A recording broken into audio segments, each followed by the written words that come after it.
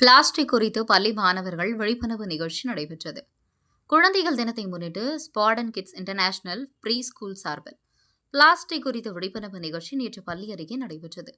இதில் 2 வயது குழந்தை முதல் 5 வயது வரை உள்ள குழந்தைகள் பிளாஸ்டிக் பயன்பாட்டை குறைப்பது குறித்தும் அதனால் ஏற்படும் தீமைகள் குறித்தும் பொதுமக்களிடம் விழிப்புணர்வு ஏற்படுத்தும் வகையில் எடுத்துக் கூறினார்கள். பள்ளி முதல்வர் காயத்ரி சங்கீதா தலைமையில் நடைபெற்ற இந்த நிகழ்ச்சியை பூந்தமல்லி காவல் உதவி ஆய்வாளர் ஆனந்தமூர்த்தி தொடங்கி வைத்தார். நிகழ்ச்சியில் பங்கேற்ற மாணவ மாணவிகள் பிளாஸ்டிக் பைகளுக்கு பதிலாக துணி பைகளை பயன்படுத்த வலியுறுத்தி பொதுமக்களுக்கு துணி பைகளை இலவசமாக வழங்கினார்கள். நெகிழி இல்லாத தமிழகத்தை உருவாக்குவதே நோக்கம் என்பதை அடிப்படையாக கொண்டு இந்த நிகழ்ச்சி நடைபெற்றது.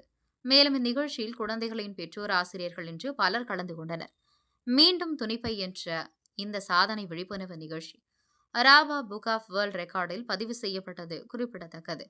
பூந்தமல்லி செய்தியாளர் வினோத்துடன் தவசி ரமேஷ்.